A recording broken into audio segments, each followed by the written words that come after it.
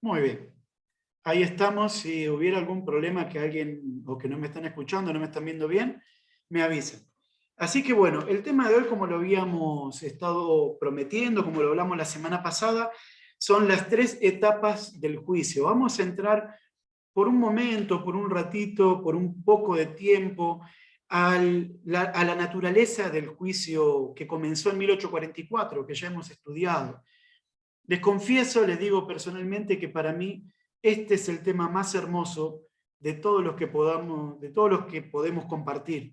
A mí me gusta cómo hay una línea en todo esto, en todo lo que vamos a compartir, que une toda la palabra. Hay una consonancia maravillosa, así que espero que pueda expresarles de la mejor manera y con la mayor alegría, el mayor entusiasmo este tema, para que esto que me pasa a mí cuando lo estudio, esto que me toca tanto en el corazón, lo pueda transmitir para todos ustedes también. Vamos a hablar acerca de la vindicación del carácter de Dios, y aunque hoy no vamos a centrar todo el tema en lo que es el conflicto de los siglos, el conflicto cósmico, esto será un tema próximo. De todas maneras, algo de esto vamos a tener que tocar para entender los motivos del juicio. El juicio de Dios, como introducción, vamos a compartir el texto que hemos venido estudiando las últimas 6 reuniones. En Apocalipsis 14, 6 y 7, ya se lo deben saber de memoria, dice la palabra del Señor, hablando acerca del mensaje que ustedes y yo tenemos que dar. Vi volar por el medio del cielo a otro ángel que tenía el evangelio eterno para predicarlo a los moradores de la tierra, a toda nación, tribu, lengua y pueblo, diciendo a gran voz: temed a Dios y dadle gloria, porque la hora de su juicio ha llegado. Y adorad al que hizo el cielo y la tierra, el mar y las fuentes de las aguas. La motivación para temer a Dios, darle gloria y adorarlo, es que la hora del juicio comenzó. Este versículo ya nos ilumina en varios detalles que corresponden al asunto teológico, doctrinal, que tenemos que dominar, que tiene que ver con el juicio investigador. Y les va a asombrar quizás a algunos que el asunto del juicio no es un tema que solamente creamos los adventistas. Hay muchos religiosos que creen en un juicio previo al advenimiento. No lo entienden como lo entendemos nosotros, pero por ejemplo, la Iglesia Católica Apostólica Romana distingue acerca de dos tipos de juicios que son anteriores al advenimiento de Jesús. El juicio particular, que es cuando uno muere. Ellos dicen que el alma está dentro del cuerpo, pero cuando el cuerpo muere, el alma se despega, y ahí hay un juicio particular, en donde la persona, Dios define si esa persona va a ir al cielo, al infierno o al purgatorio. Luego habrá al final de la historia un juicio general que terminará de declarar universalmente la condición de todos los perdidos, los que están en el purgatorio y los salvados. También los dispensacionalistas, estos son la mayoría de los evangélicos, entienden que existen 7 juicios individuales. El primero de ellos es preadvenimiento, o sea, es anterior a la venida de Cristo, porque así como los católicos entienden que el alma es independiente del cuerpo, y entonces cuando la persona muere ya está definida su situación, si va a ir al cielo, va a ir al infierno, por lo tanto ya hay un juicio ahí. Y hay otros grupos que entienden que el juicio será un evento simultáneo a la segunda venida, pero la comprensión bíblica de este tema es diferente, muy distinto, porque nosotros tenemos un concepto antropológico, o sea, de la naturaleza del hombre, diferente de lo que tiene la mayoría de las iglesias. Nosotros comprendemos, como dice la palabra, que cuando una persona muere, muere el alma de esa persona, muere su alma, porque un ser vivo es un alma viva. Por lo tanto, no existe alguien que esté disfrutando de las mansiones celestiales, ni siendo castigado en un mar de fuego, en un infierno, porque las personas que han muerto están en estado de reposo, descansando. No es el tema de hoy, pronto vamos a tocar ese asunto también para profundizarlo y sacar cualquier tipo de dudas que puedan haber. Hace años atrás, en la década del 50, Los evangélicos protestantes llegaron hasta la iglesia adventista para preguntarle a los adventistas quiénes eran, qué creíamos. Los adventistas tuvieron diálogos con estos grupos de evangélicos, y de esos diálogos salió un libro llamado Preguntas sobre Doctrinas, que se vende en la casa editora, que lo tenemos. Y luego de que se terminasen estos diálogos, este hombre que está ahí en pantalla, Donald Van Horst, en la revista Eternity, en septiembre de 1957, ahí está la página, él dice, bueno, después de este tiempo de diálogo y luego de haber escuchado lo que los adventistas creen, sí, podemos considerar que los adventistas son cristianos, aunque hay 3 observaciones que tenemos que tener en cuenta. Y él dijo que la primera observación que hay que tener en cuenta con los adventistas es la doctrina poco importante y casi ingenua del juicio investigador. Un tema que vamos a tratar a continuación. Pero noten ustedes cómo lo visualizaron los evangélicos cuando se le presentó este asunto. Una doctrina poco importante y casi ingenua. También dijo que hay una doctrina más seria que debería sacarse dentro del cristianismo adventista, que es la doctrina del sábado. Y finalmente dijo que tenemos una creencia más peligrosa, que es la creencia de la no inmortalidad del alma, o sea que no creemos en la inmortalidad del alma, sino que solamente Dios es inmortal, que hay una inmortalidad condicional a la salvación, que si somos salvos el Señor nos dará una vida eterna, pero que mientras estemos en esta tierra, cada uno de los que mueren no son eternos, no queda su alma viviendo en algún lugar. Este hombre terminó diciendo dentro del mundo evangélico que los adventistas son cristianos pese a estas 3 doctrinas, de las cuales la menos importante y la casi ingenua es la del juicio investigador. Pero esto es así. De hecho, la Biblia nos dice que existe un juicio, y lo dice tantas veces que es imposible de evitar hablar del tema. Se nos dice que ese juicio será universal, todas las personas pasarán por ese juicio, que será previo a la segunda venida de Cristo. Nosotros lo leíamos recién en el mensaje del primer ángel, que anuncia la hora de su juicio ha llegado, teman a Dios, denle gloria, adórenle, porque la hora del juicio ha llegado, y ese mensaje se da previo a la venida de Cristo, porque el mismo capítulo termina con la venida de Cristo, el capítulo 14 de Apocalipsis. Por lo tanto, el anuncio es anterior a su venida. Es inevitable concluir que existe un juicio previo a la segunda venida. También la palabra del Señor es inequívoca, es clara en declarar que ese juicio se da en el cielo, delante del trono de Dios, que se extiende hasta el fin del milenio y que determinará quiénes serán salvos y quiénes se perderán, y que el veredicto de ese juicio quedará declarado en la segunda venida de Cristo. Yo esto lo comento ahora como simplemente para titularlo, pero lo estaremos profundizando a continuación. El esquema general de las 3 etapas del juicio, que vamos en un momento más a ir detallando paso a paso, es el siguiente. El primer ángel declara: la hora de su juicio ha llegado, y ya hemos estudiado en el tema 3 que ese día fue el 22 de octubre de 1844. En ese día, cuando la profecía de los 2300 días que declaraba la purificación del santuario, o lo que es lo mismo el juicio en el cielo, comenzaba a dictarse. Dice allí que el primer ángel, en el contexto del chasco de 1844, de cuando los primeros adventistas comenzaron a predicar que Cristo venía, el Señor le dijo: es ahora el momento de levantarse y volver a predicar. ¿Por qué? Porque la hora del juicio ha llegado. Por lo tanto, la primera etapa del juicio, a la cual le llamaremos juicio investigador, se está dando en el cielo desde el año 1844. Y esa primera etapa del juicio, preadvenimiento, es conocida como el juicio investigador, porque justamente es lo que hace: investiga la vida de cada uno de los que en algún momento estuvieron en esta tierra y que le dieron su vida al Salvador, para ver si permanecieron en la fe.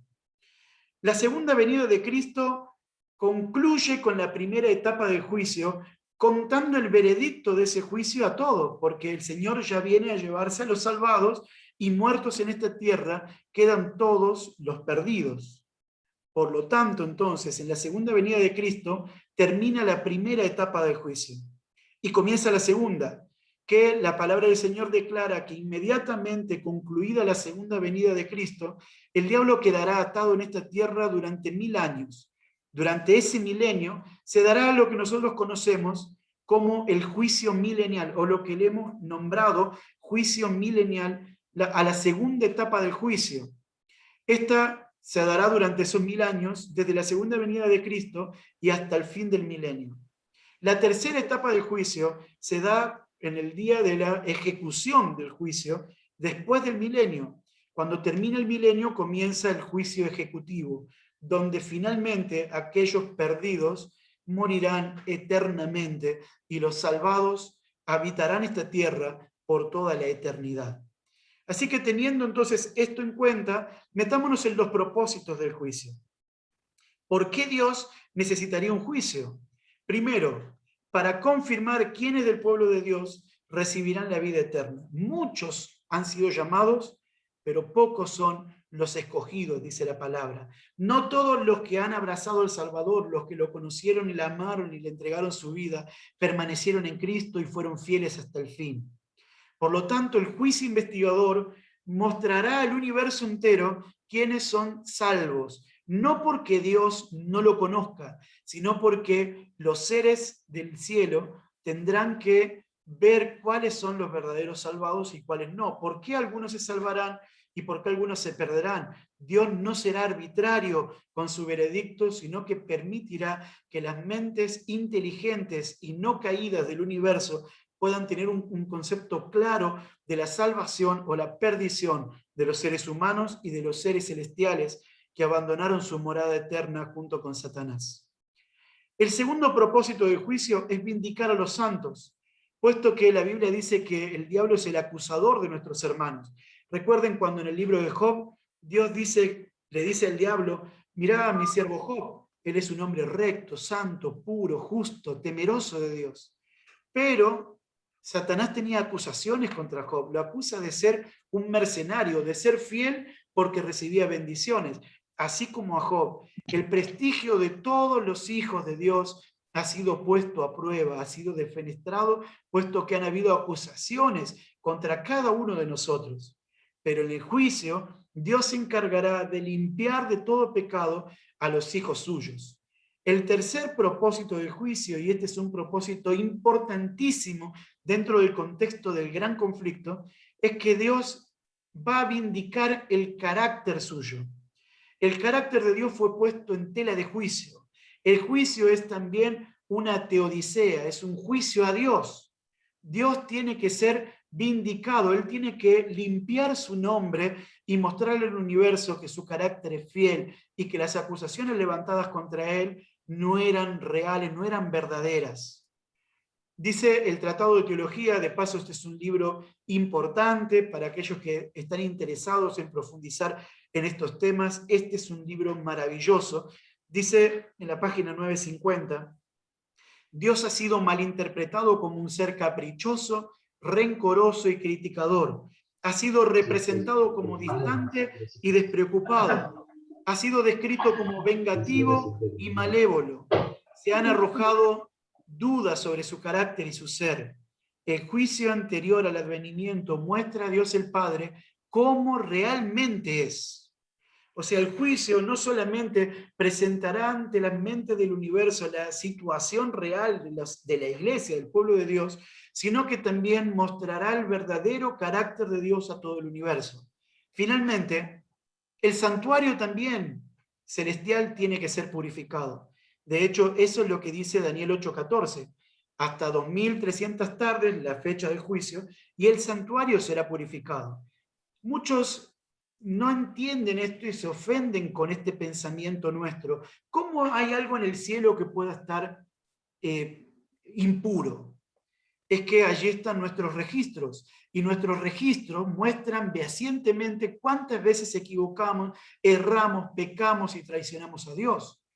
Aquellos pecados son la impureza del cielo que Dios limpiará en este juicio que va a hacer. Por lo tanto, acá tenemos el gran conflicto cósmico, gira en torno a estos tres pilares y el juicio intentará resolverlos. Vindicar el carácter de Dios, vindicar a los salvos y vindicar el santuario celestial. Yo me estuve preguntando, usamos mucho la palabra vindicar, pero ¿la entendemos? Bueno, vindicar vendría a ser respaldar, limpiar, purificar, redimir, arreglar el carácter de Dios, el carácter o la situación de los salvos y también el trono mismo de Dios, el santuario celestial. El conflicto de los siglos, la sierva del Señor lo dice de esta manera, de una forma maravillosa, es una cita larga, pero no tiene desperdicio. Aun cuando se decidió que Satanás no podría permanecer más tiempo en el cielo, la sabiduría divina no lo destruyó. O sea, muchos podrían decir, si Satanás se había despertado maldad e hizo tantas cosas finalmente en este mundo, y Dios sabía en su sabiduría que él iba a hacer esto, ¿por qué no lo destruyó inmediatamente? Ella dice que en su sabiduría, en la sabiduría divina de Dios, prefirió no destruirlo. Dice ella, en vista de que solo un servicio de amor puede ser aceptable ante Dios, la sumisión de sus criaturas debe proceder de una convicción de su justicia y benevolencia. Los habitantes del cielo y de los demás mundos no estaban preparados para comprender la naturaleza o las consecuencias del pecado, ni podrían haber reconocido la justicia y misericordia de Dios en la destrucción de Satanás.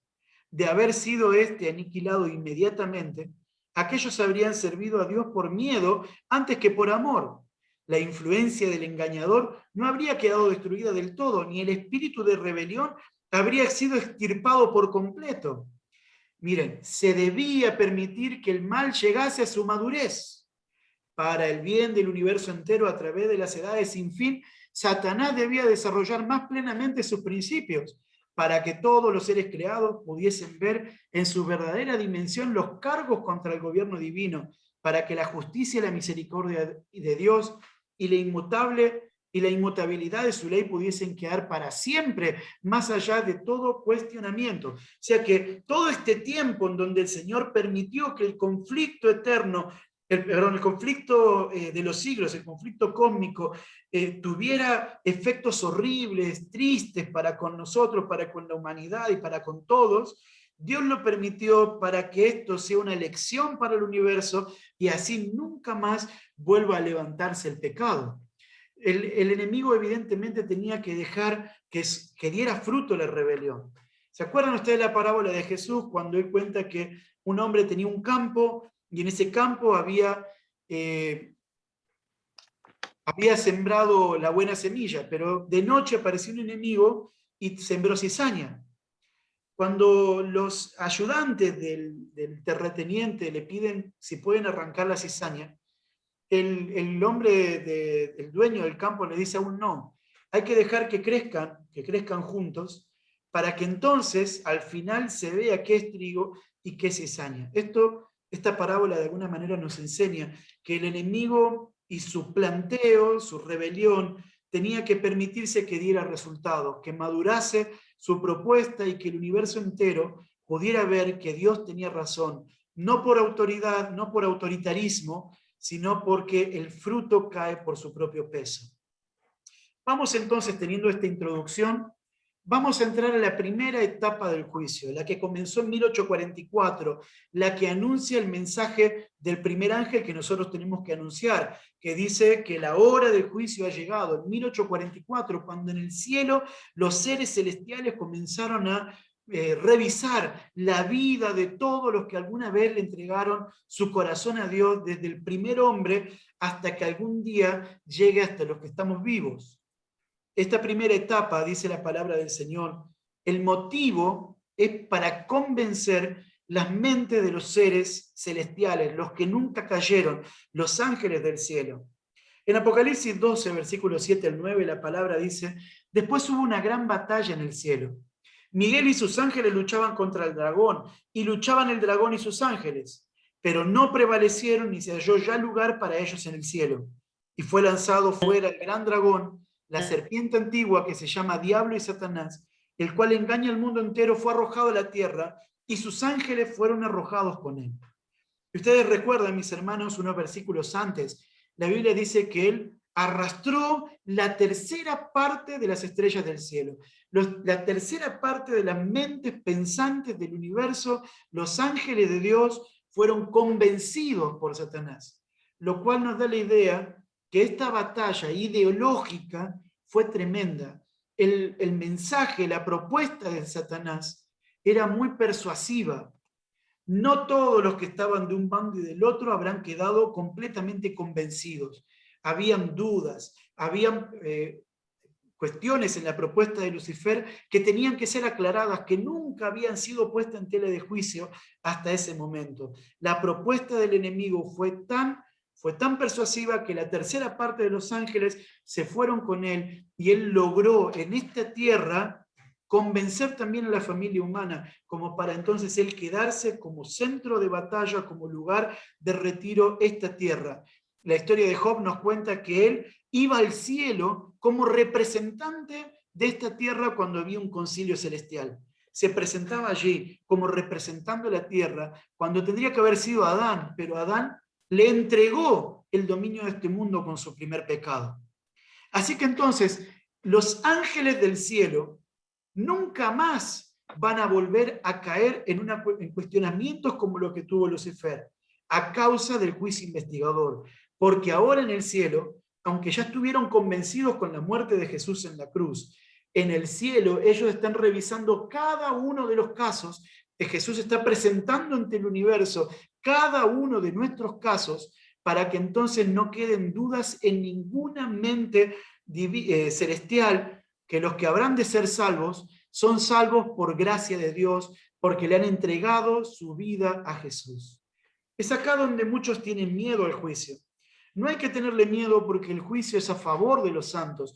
En el juicio no se verá quién es perfecto o quién merece la salvación. Se verá quién paga la sentencia de tu muerte. Dios dirá, bueno, acá está mi hijo Roberto Aranda, él ha sido pecador, él ha caído, él se ha corrompido muchas veces, pero él me entregó su vida. Jesús entonces declara la sentencia. Roberto es reo de muerte, merece la muerte eterna, pero él me entregó su vida y acá están las pruebas. Me entregó su vida y yo muero en su lugar. Mi sangre la derramo por él. Esto es lo que ocurre en el juicio celestial. Y las mentes celestiales no pueden quedar con ninguna duda de que cada uno de los casos ha sido revisado correctamente.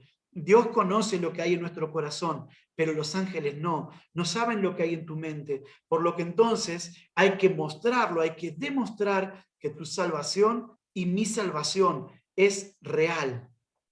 En esta primera etapa de juicio, la palabra del Señor nos dice, porque según pienso, esto lo escribió San Pablo, Dios nos ha exhibido a nosotros, los apóstoles, como postreros, como sentenciados a muerte, pues hemos llegado a ser espectáculo, o sea que nos están viendo.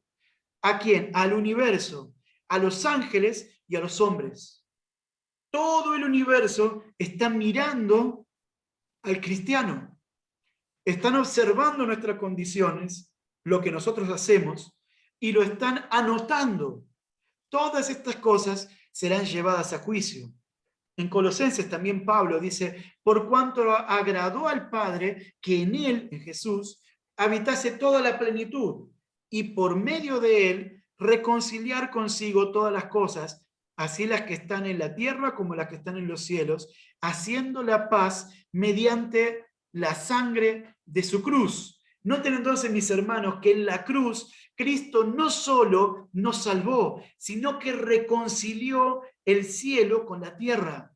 Este mundo de pecado que había sido secuestrado por Satanás es rescatado, redimido, comprado a precio de sangre por Jesús en la cruz.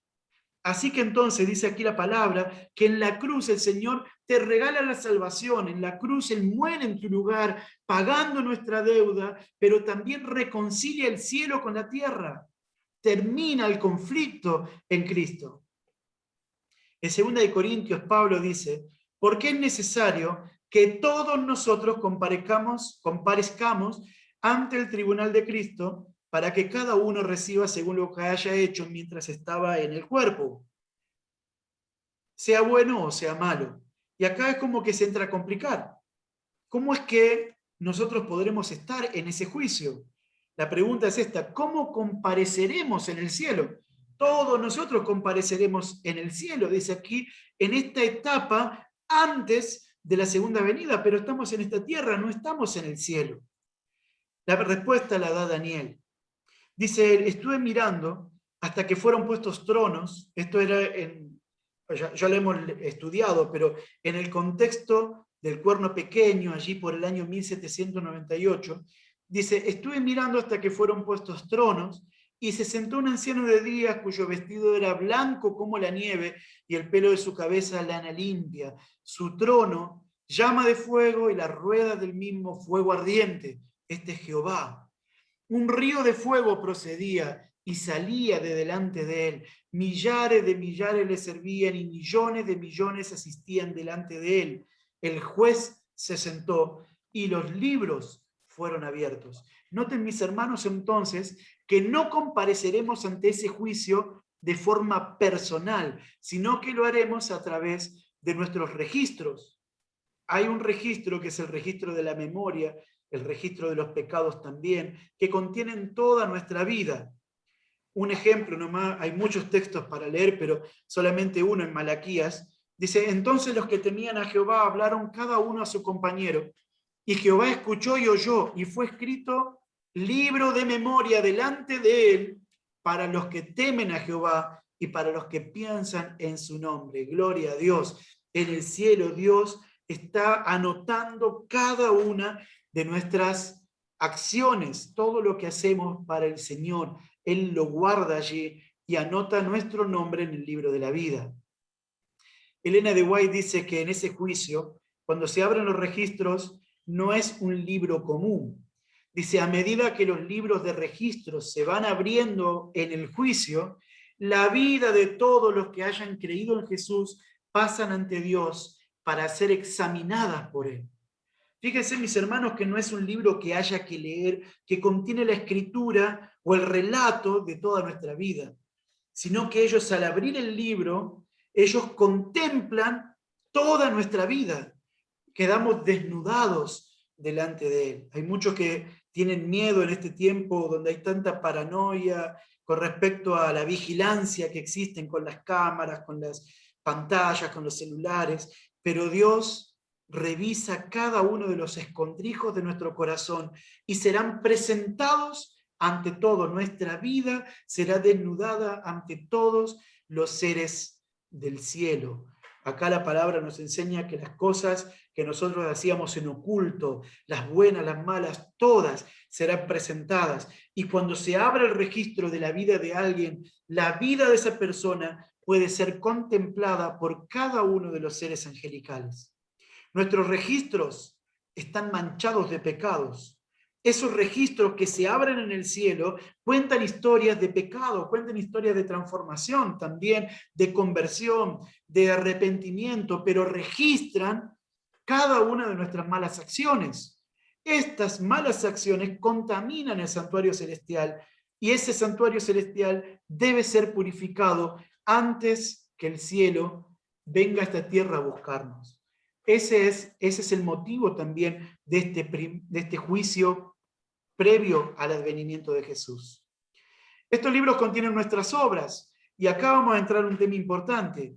En esta primera etapa del juicio tenemos que entender que el juicio es por las obras, la salvación es por la fe, pero el juicio es por las obras. Y esto que estamos diciendo es importante porque nos define y nos separa de cualquier otra cosmovisión de la salvación que tengan otras religiones.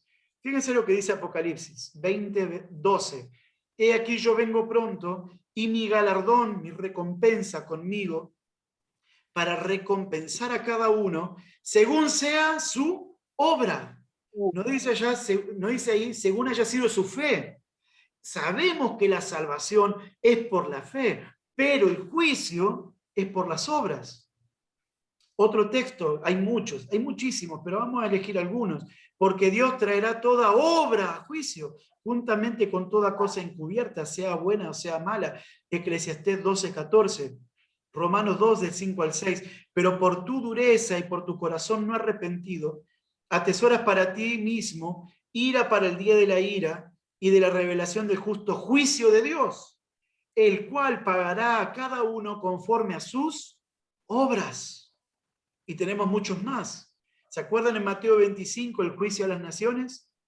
Que le dirá, apártense de mí, no los conozco, porque cuando tuve hambre no me dieron de comer, cuando tuve sed no me dieron de beber, etc.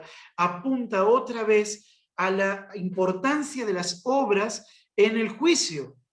Por lo tanto, mis hermanos, la salvación es solo por fe, únicamente por fe. No hay una sola obra que te haga apto para el cielo. Pero el juicio de Dios es por obras. Por lo tanto, los seres celestiales tienen que ver que tus obras sean una demostración de tu fe. Ellos no pueden ver la fe que hay en tu corazón, eso lo puede ver Dios. Pero Dios no va a decir, yo lo voy a salvar a Roberto Aranda independientemente de lo que hizo, porque yo sé en su corazón que él me amaba. Él no va a hacer esto porque debe disipar cualquier ápice de duda que haya en cualquier mente del universo. Dios dirá, estas son las obras de Roberto que muestran que él me dio su corazón. En este sentido, hay distintas ilustraciones, pero a mí me gusta comparar esta ilustración. La salvación por la fe versus juicio por obras no es un versus, es un complemento. La salvación es solamente por la fe y la comparamos con la fuerza del motor de una locomotora. La locomotora tiene muchísima fuerza y esa fuerza es la que presenta cuántos vagones puede llevar. En esta ilustración, los vagones son las obras. Si tu fe, que está escondida dentro de esa locomotora que es tu cuerpo, ese motor llamado fe, es pequeño, es chiquito, es diminuto, no vas a poder llevar ninguna obra que muestren lo que hay en tu corazón. Pero esas obras, mientras más cantidad de obras sean, obras de la fe, presentan que tu fe es grande. Entonces, las mentes pensantes del universo tendrán que ver que hay obras en tu vida que muestran que le has dado tu corazón a Dios. Por eso, mi hermano, no pienses que, como algunos dicen, pero Dios conoce mi corazón, yo sé, Él sabe que yo lo amo, pero Jesús dijo, si me amáis, guardad mis mandamientos, mostrámelo, demostrá ese amor, porque de hecho esas obras muestran la verdad, muestran que no tenés fe o que sí la tenés. Entonces esto no es una cuestión de qué opinan las personas o qué opino yo mismo acerca de la fe que tengo. No tiene que ver con lo que yo digo acerca de mi fe, sino que tiene que ver con lo que demuestro con las obras, con mis obras de salvación. Le he entregado mi vida a Jesús, está demostrando tu testimonio que le has dado tu vida a Jesús, se está viendo ese temor a Dios, esa gloria a Dios y esa adoración a Dios, producto de tu verdadera fe. Eso es lo que los ángeles intentan ver en este juicio investigador que se está llevando ahora en el cielo, y ya van muchos años, desde 1844, que están analizando estos casos. Por lo tanto, esta primera etapa del juicio termina el día de la segunda venida. Dice Apocalipsis 22, del 11 al 12, el que es injusto, sea injusto todavía, y el que es inmundo, sea inmundo todavía. Esto es cuando el Dios termina de declarar la sentencia. Dice acá, el que es justo practique la justicia todavía, y el que es santo santifíquese todavía. He aquí yo vengo pronto, y mi galardón conmigo para recompensar a cada uno según sea su obra. Por lo tanto, cuando Cristo termina su obra de juicio con los ángeles celestiales en el cielo, se proclama una sentencia irrevocable. El que está perdido ya no tiene oportunidad de salvación, y el que está salvado irá de salvación en salvación, de justicia en justicia, hasta que Cristo venga, ese pequeño espacio de tiempo hasta que Cristo venga.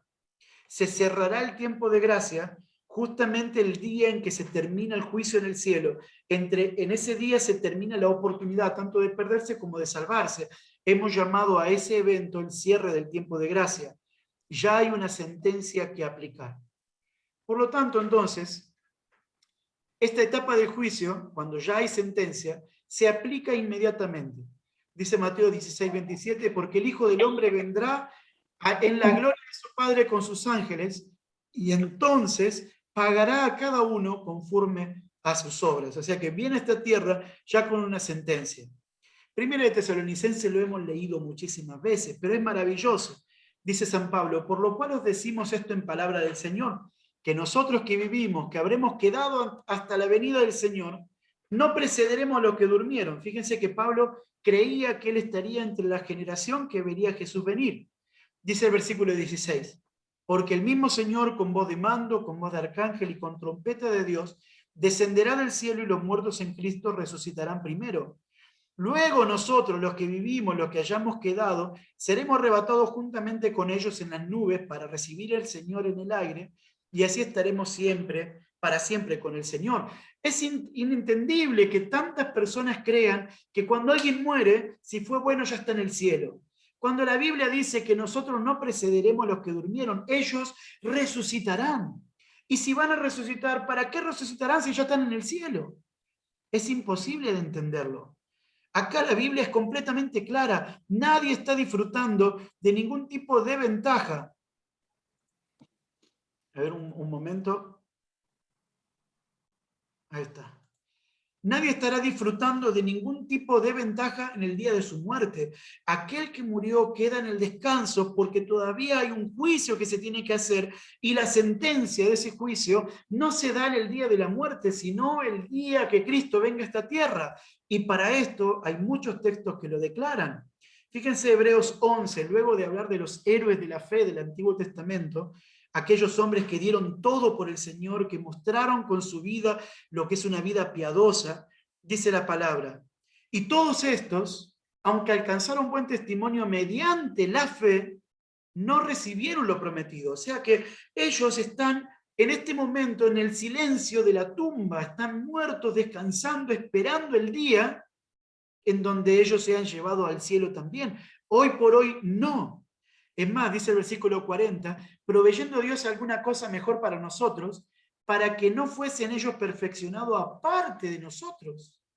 O sea, ellos no están en el cielo, los que han sido malos no están en el infierno, todos ellos están descansando mientras el juicio de Dios se da en el cielo.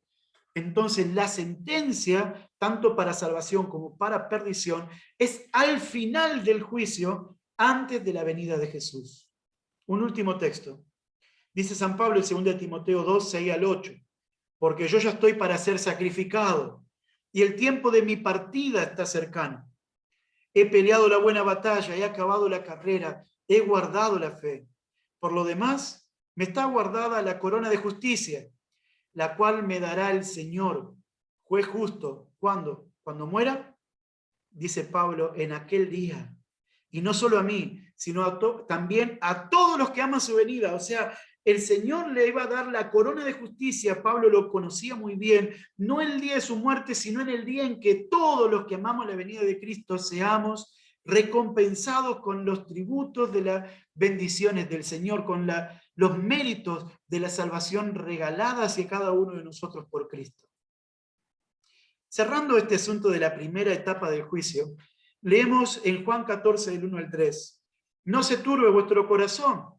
¿Creéis en Dios? Creed también en mí. En la casa de mi Padre muchas moradas hay. Si así no fuera, yo os lo hubiera dicho, voy pues a preparar un lugar para vosotros. Y si me fuere y os preparare el lugar, vendré otra vez y os tomaré a mí mismo para que donde yo estoy, vosotros también estéis. Hermoso texto que lo hemos leído muchas veces y que nos habla que una vez terminado el juicio, Cristo vendrá a esta tierra y nos llevará consigo, aunque nosotros sabemos muy bien que la eternidad no la pasaremos en el cielo, la pasaremos en la tierra.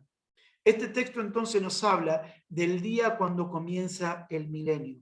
Esos 1000 años en donde la tierra estará desocupada, puesto que los perversos, los malos, los impíos que no aceptaron a Jesús quedarán muertos aquí, y los salvados y redimidos iremos al cielo. Satanás quedará solo en esta tierra durante 1000 años junto con sus seguidores para simplemente contemplar los resultados de su obra. Durante ese periodo comenzará la segunda etapa del juicio, la que vamos a llamar el juicio milenial. Habíamos hablado que en la primera etapa del juicio, Dios debía convencer a todas las mentes angelicales que su carácter es justo, que su juicio es verdadero y que cada uno de los salvados y cada uno de los perdidos han recibido un trato justo. Ahora, en la segunda etapa del juicio, la Biblia lo presenta en el capítulo 20 de Apocalipsis, donde el capítulo 20 habla del milenio. Dice, y vi tronos, y se sentaron sobre ellos los que recibieron facultad de juzgar. Fíjense que nuevamente se ven tronos. No son los que estaban antes de la primera venida, antes de la segunda venida de Cristo, son tronos que se levantan en el milenio, durante el milenio.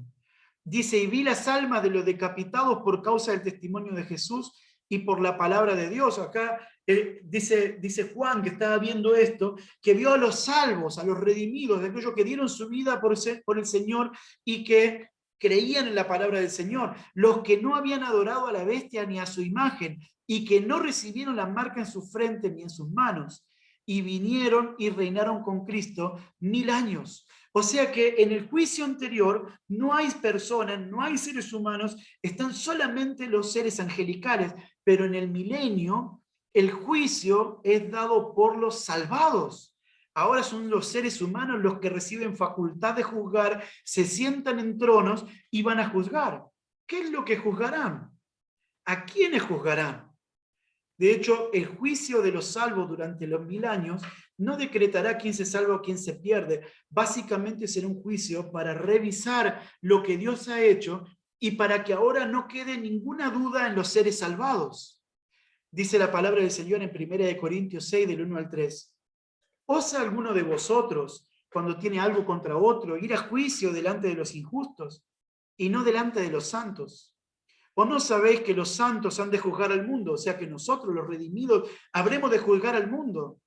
Y si el mundo ha de ser juzgado por vosotros, ¿sois indignos de juzgar cosas más pequeñas? Y fíjense esto. ¿O no sabéis que hemos de juzgar a los ángeles? ¿Cuánto más las cosas de esta vida? Pablo declara que los salvados habremos de juzgar a este mundo y a los ángeles perdidos. En 1 Corintios 4:5, Pablo también declara, así que no juzguéis nada antes de tiempo, hasta que venga el Señor, el cual aclarará también lo oculto de las tinieblas y manifestará las intenciones de los corazones, y entonces cada uno recibirá su alabanza de Dios. Fíjense que dice, no se apresuren en juzgar, ya tendrán tiempo de juzgar con mayor luz cuando Dios les muestre la vida de los perdidos, de los salvados, de todos, después de su venida. Es clara la palabra del Señor. Pero noten cómo lo dice la sierva del Señor en Primeros Escritos, página 52. Después que los santos hayan sido transformados en inmortales y arrebatados con Jesús, después que hayan recibido sus arpas, sus mantos y sus coronas, y hayan entrado en la ciudad, se sentarán en juicio con Jesús. Serán abiertos el libro de la vida y el libro de la muerte. El libro de la vida lleva anotadas las buenas acciones de los santos y el de la muerte contiene las malas acciones de los impíos.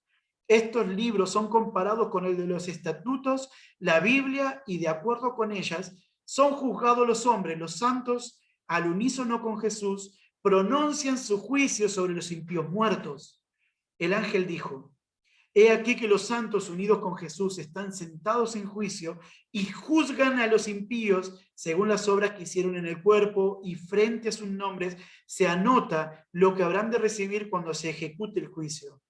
Tal era, según vi, la obra de los santos con Jesús durante los 1000 años que pasan en la santa ciudad antes que ésta descienda a la tierra. Muchos piensan, ¿son 1000 años literales? Y hay muchas investigaciones sobre esto. No lo voy a afirmar porque no podría confirmar que es así, pero yo sospecho que no es un número literal. No son 1000 años justos. Son el tiempo que les lleve a los salvados revisar uno por uno todos los juicios de Dios, hasta que cada una de las dudas de los seres salvados queden disipadas. Entonces, la primera etapa del juicio es un juicio investigador. Se da en el trono de Dios, en donde participan los ángeles, con el propósito de convencer a los ángeles del amor de Dios y de los justos juicios de Dios. Pero entonces, en el milenio, se da un juicio que es auditador, es comprobador, es para revisar lo que Dios ya juzgó. También es en el trono de Dios, pero ahora participan los redimidos con el propósito que cada uno de los salvados quede convencido del amor de Dios. ¿Por qué estoy convencido? Hay tres preguntas que tenemos que responder. Una vez me contaron de alguien que había tenido como un sueño, lo escribió algo así como un chiste, como una anécdota graciosa, de alguien que de repente dice, me desperté y estaba en el cielo, y vi a los ángeles cantando, era maravilloso. Y estando allá en el cielo, de repente miro y me doy cuenta que habían algunas personas ahí que no tenían por qué estar. Vi a alguien que había sido malo conmigo y vi a otro que era un pecador, y digo, ¿qué hace ahí en el juicio? Para colmo, se fijó y entró a buscar. Habían personas que él le creía que debían estar ahí y que no estaban. Así que desesperado corrió hacia Cristo para preguntarle, y mientras iba, notó que todos lo miraban a él. Llegó entonces, dice esta persona, hasta Jesús y le dice, Señor, tengo una duda, tengo varias dudas. ¿Por qué hay personas que están acá en el cielo que no eran tus hijos, que no tienen que estar acá? ¿Y por qué no hay personas acá que yo creí que debían estar? Y además quiero preguntarte también, ¿por qué todos me miran así? Y entonces el Señor le responde, todos ellos te miran así porque ninguno puede creer que vos estés acá en el cielo. Saben que a mí siempre me da mucha gracia esta anécdota, porque de alguna manera ilustra que ninguno de nosotros nos merecemos estar allá. Las tres preguntas para responder que durante los 1000 años el Señor aclarará. ¿Qué hacen ciertas personas en el cielo? Yo supongo que, por ejemplo, Esteban, el primer mártir cristiano, se preguntará, ¿qué hace Pablo acá en el cielo? Es Saulo, él lo conoció como Saulo. Él me estaba apedreando, pero murió y él no supo más nada. Ahora el Señor le mostrará a Esteban y a todos, Pablo me entregó su vida. Acá está, le abrirá los juicios, los registros, y él podrá contemplar la vida entera de Pablo. Y cómo Pablo se arrepintió y luchó por el Evangelio y entregó su vida al Señor. Pero también se preguntarán muchos, ¿por qué algunas personas no están? Aquel hermano que tan bien predicaba, aquel misionero que dio toda su vida por el Señor, ¿por qué no está en el cielo? El Señor responderá a cada duda. Y finalmente, la pregunta más importante, ¿qué hice yo para merecer esto? ¿Qué estoy haciendo yo en el cielo si yo fui un pecador, si no merezco esto? Y el Señor me mostrará su amor una vez más. Y creo que no nos aburriremos de escuchar una y otra vez acerca de cómo el Señor nos salvó. De esa manera, mis hermanos, en ningún ser celestial y en ningún ser humano salvado quedarán dudas del amor de Dios. Recién es ahí, recién es en ese momento cuando todos los seres angelicales que nunca cayeron y los redimidos de esta tierra, salvados por la sangre de Cristo, cuando ambos grupos queden sin ninguna duda del amor de Dios, recién es allí que el Señor ejecutará su juicio final. Pero antes de ejecutar la sentencia, todavía hay un juicio más que el Señor debe hacer. Esto está relatado también en Apocalipsis capítulo 20, del 11 al 15. Dice la palabra, y vi un gran trono blanco, y al que estaba sentado en él, delante del cual huyeron la tierra y el cielo, y ningún lugar se encontró para ellos. Y vi a los muertos, grandes y pequeños, de pie ante Dios, y los libros fueron abiertos otra vez. Y otro libro fue abierto, el cual es el libro de la vida. Y fueron juzgados los muertos por las cosas que estaban escritas en los libros según sus obras. Otra vez según sus obras. Y el mar entregó los muertos que había en él, y la muerte y el Hades entregaron los muertos que había en ellos. Y fueron juzgados cada uno según sus obras. Y la muerte y el Hades fueron lanzados al lago de fuego. Esta es la muerte segunda. Y el que no se halló inscrito en el libro de la vida fue lanzado al lago de fuego. Pero noten, mis hermanos, que antes de que sean lanzados al lago de fuego, el Señor vuelve a mostrar los registros. Esto nos da el indicio de que existe un juicio más. Elena de White lo presenta de una manera impactante. Les recomiendo que lean El conflicto de los siglos. No hay un libro más maravilloso que ese. muy actual, en donde se encuentra todo claramente explicado. Yo acá fui recortando citas, tenía ganas de ponerlo todo porque no tiene desperdicio. Dice ella, apenas se abren los registros, esto es cuando Cristo vuelve a la tierra después del milenio. Los malvados acá están preparados para atacar la ciudad, dice Apocalipsis 20. Nuevamente han sido engañados por Satanás y ahora van a hacer la última batalla del Armagedón. Quieren destruir la ciudad de Dios, pero Dios va a descender fuego del cielo y los va a consumir a todos. Sin embargo, antes Dios les muestra el por qué van a morir. Dice ella, apenas se abren los registros y la mirada de Jesús se dirige hacia los impíos. Estos se vuelven conscientes de todos los pecados que cometieron. Reconocen exactamente el lugar donde sus pies se apartaron del sendero y de la pureza y de la santidad, y cuán lejos el orgullo y la rebelión nos han llevado en el camino de la transgresión de la ley de Dios. Las tentaciones seductoras que ellos fomentaron cediendo al pecado, las bendiciones que pervirtieron, su desprecio a los mensajeros de Dios, los avisos rechazados, la oposición de corazones obstinados y sin arrepentimiento, todo esto sale a relucir como si estuviese escrito con letras de fuego. Todos ven que su exclusión del cielo es justa. Por sus vidas declararon, no queremos que este Jesús reine sobre nosotros. Y escuchen esto, cayendo prosternados, adoran al príncipe de la vida. Es impactante. Así como en el juicio preadvenimiento los ángeles miraron nuestros registros, y así como en el juicio milenial los salvados miran los registros de todos los perdidos y de todos los salvados, también ahora los que están a punto de morir no mueran en confusión. Cada uno de ellos revisa por qué el juicio de Dios es justo. E incluso todos ellos caen de rodillas y adoran a Dios. Todos ellos reconocen que justamente van a recibir la sentencia.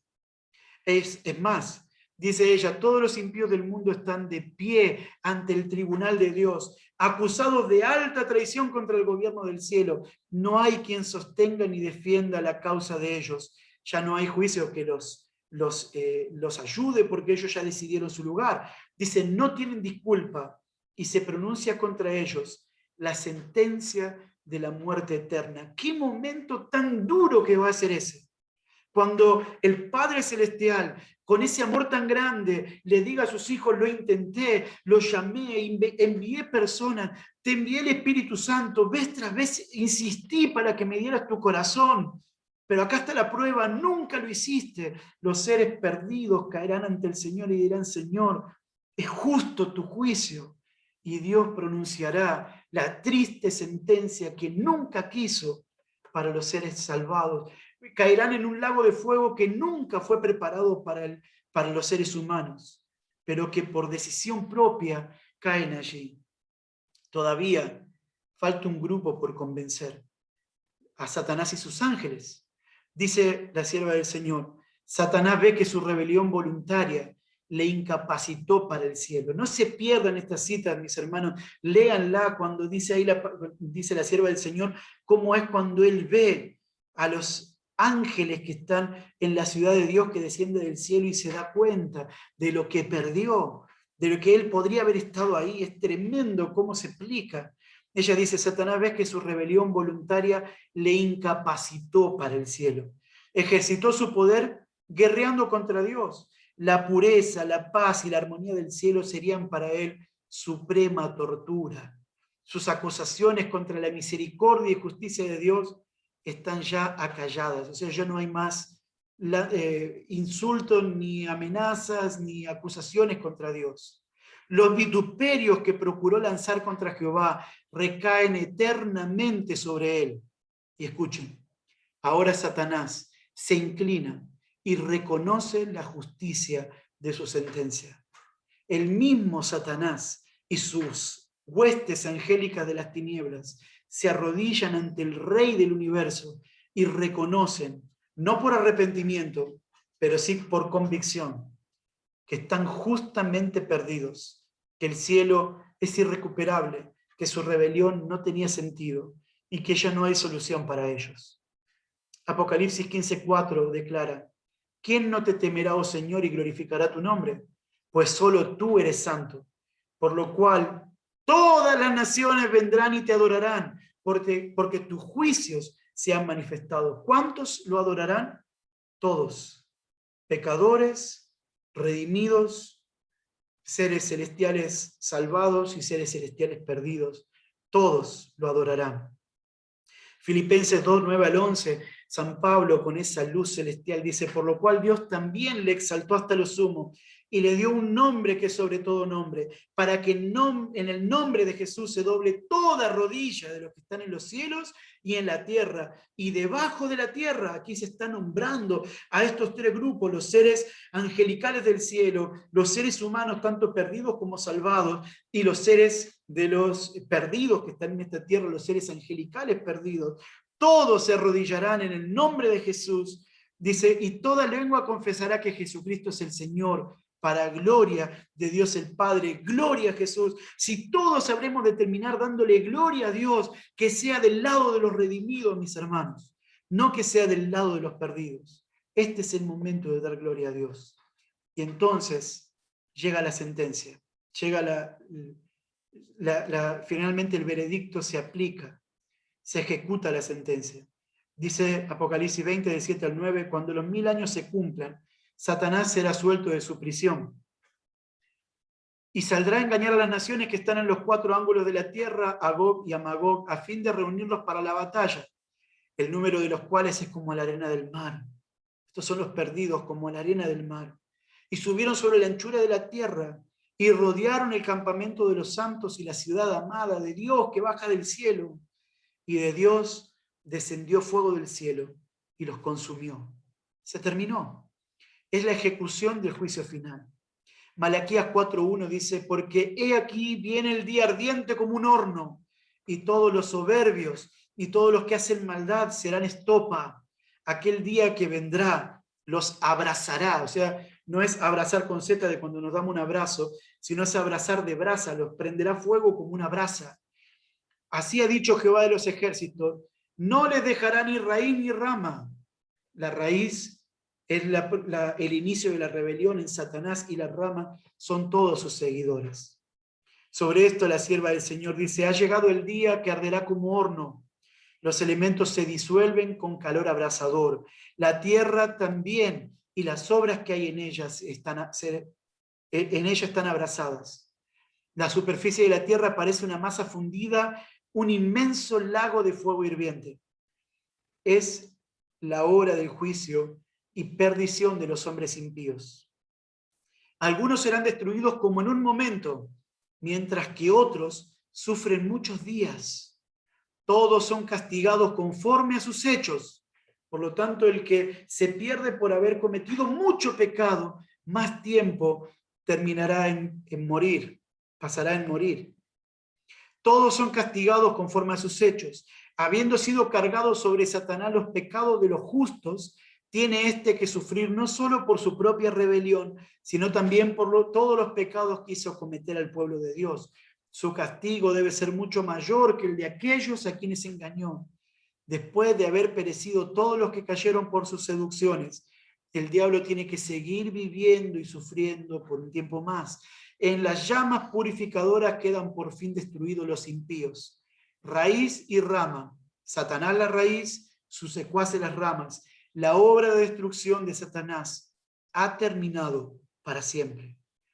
La Biblia nos enseña que no habrá un fuego eterno que durante la eternidad perpetúe la maldad, el sufrimiento y el pecado, sino que la tierra terminará de consumir lo que haya que consumir, y Dios habrá terminado el conflicto de los siglos para siempre. Entonces concluimos con un pequeño resumen. El juicio investigador, que comenzó en 1844, se da en el trono de Dios, en donde participan los ángeles, con la finalidad de convencer a los ángeles del amor de Dios. El juicio milenial, que comienza cuando Cristo viene a esta tierra, es un juicio auditador. Se da en el trono de Dios, participan los redimidos con el propósito de convencer a los redimidos del amor de Dios. Pero entonces el juicio final, el ejecutivo, se da acá en la tierra, participan los perdidos, con el propósito de convencer a los perdidos del amor de Dios, de que Dios intentó salvarlos, los buscó, que les dio todo, pero que justamente se han perdido, no porque han sido pecadores, sino porque han rechazado el perdón de Dios. Como conclusión, estas tres etapas del juicio, las que nos llevan a un conocimiento más claro del amor de Dios, será la vacuna más efectiva para que en el universo nunca más se levante el pecado. Nahum 1:9 dice, Él hará consumación, o sea, Él finalizará. No surgirá dos veces la angustia. No volverá a levantarse el pecado nunca más. Sobre eso Elena de White dice, después de haber pasado por tal prueba y experiencia, la creación no se desviará jamás de la sumisión a aquel que se dio a conocer en sus obras como Dios de amor insondable y sabiduría infinita. O sea, luego que Dios haya mostrado su verdadero carácter, de que haya sido pasado por tela de juicio y haya salido victorioso, nunca más un ser del universo os hará dudar del amor de Dios. Termino con una pequeña anécdota. En el Arlington Times, el 26 de octubre de 1954, salió una historia, la historia de un muchacho que nunca había cometido nada malo, pero un día en un juego, después de haber estado tomando, sacó un revólver y disparó y mató a alguien que era cercano a él. Se dio un juicio y se lo sentenció a muerte. Y esperando la muerte, muchas personas comenzaron a pedir el indulto para él. Cuenta la historia relatada en este diario, que muchas personas pidieron, incluso la mujer del que había sido herido de bala, pidió el perdón para él porque era un buen muchacho. Tantas personas fueron las que pidieron que llenaron canastas con cartas que se le entregaron al gobernador del lugar, el cual, tocado en su corazón por la cantidad de personas que pedía el indulto, decidió darle el perdón. Escribió una carta con el indulto, se puso el mejor traje que tenía, guardó la carta en su bolsillo y cuenta la historia que se fue hasta la prisión para darle la noticia él mismo de manera personal. Faltaban apenas unos días para la ejecución de la sentencia. Así que el muchacho estaba desanimado, triste, confundido en la prisión. Cuando ve que entra el gobernador, lo confundió con un pastor y le dijo, no sé a qué viene, pero ya han venido muchos como usted, no lo quiero recibir. Y el gobernador le dice, disculpe joven, vengo a traerle buenas nuevas, buenas noticias. Y él dice, pero yo no quiero escuchar nada, ya conozco gente de su clase, váyase por favor. Y así que el gobernador intentó convencerlo, pero este se bloqueó y lo terminó echando. El gobernador se dio la vuelta triste y se fue. Al ratito apareció uno de los guardias y le dijo, ¿sabés a quién fue a quien echaste? ¿Sabés quién era a quien echaste? Era el gobernador y venía a traerte la carta del indulto. Y el muchacho se desesperó, no puedo creerlo, ¿realmente es él? Por favor, denme algo para anotar, es increíble, ¿cómo pude haber equivocado?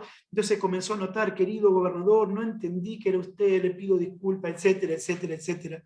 Pero entonces ya era tarde, el gobernador recibió la carta, la dio vuelta y anotó, ya no estoy interesado en este tema.